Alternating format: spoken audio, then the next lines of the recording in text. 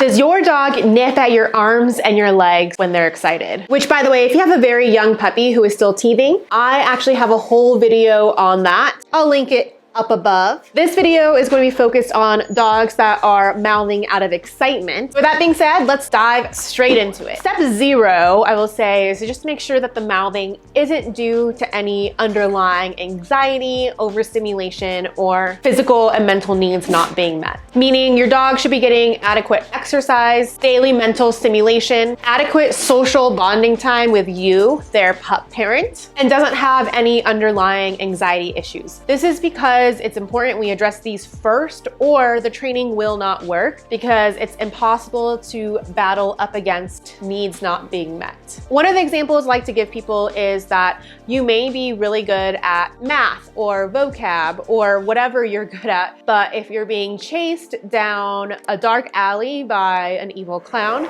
you probably will not be able to think as well, and you're not going to be able to do those activities as well. Now, even when the excitement is good, like if you're on a roller coaster or going skydiving, it's still the same thing. Your mind is occupied or overstimulated with this exciting thing, so it's going to be harder to learn. That's why you don't typically see people trying to read or study on a roller coaster or while they're skydiving. So if our dogs are constantly overstimulated or anxious, or they just have too much energy to get out, this training isn't going to work. So just make sure you address those first. Okay, so once we've moved on from there, we have to teach an alternate behavior that still serves the same function as the original behavior. So usually if your dog is nipping or biting you when they're excited, most likely it's because they're trying to play or try to get you to interact in some way. So one of my favorite incompatible behaviors to teach is asking your dog to go get a toy and then interacting with them in that way. This is because they're still getting their needs met of wanting to use their mouth and wanting to play with you, but in a way that's less painful and annoying for you. To do this, all you're gonna do is say, get the toy, point to the toy, start to get your dog to interact with the toy, and then the reward is actually you playing with the toy. If your pup typically doesn't want to interact with toys, you can try using a different type of toy. So maybe you use a Nylabone that smells like bacon.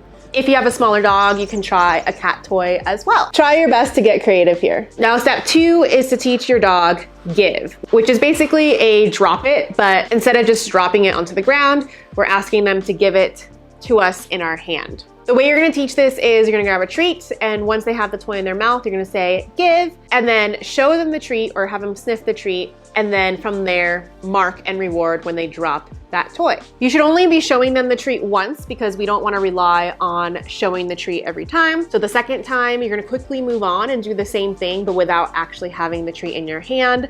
So almost like you're pretending to give them a treat, right? But I don't actually have a treat in my hand.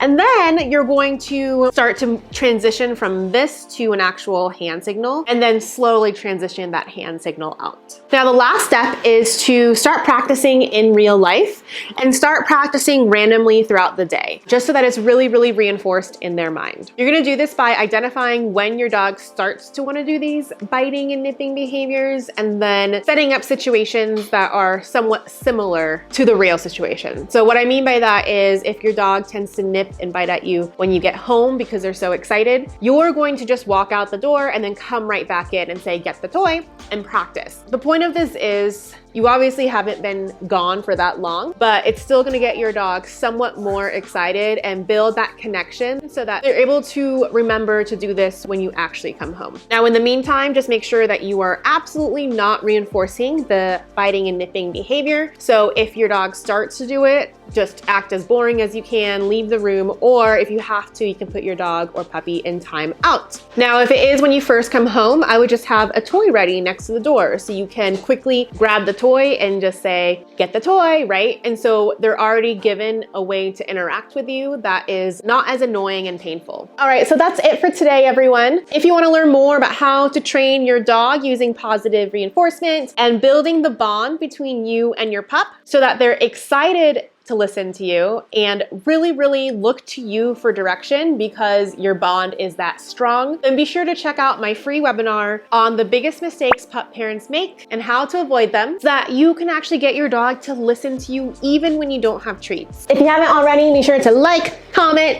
share with any friends that might find this helpful, and I hope to see you in the next video. Bye for now.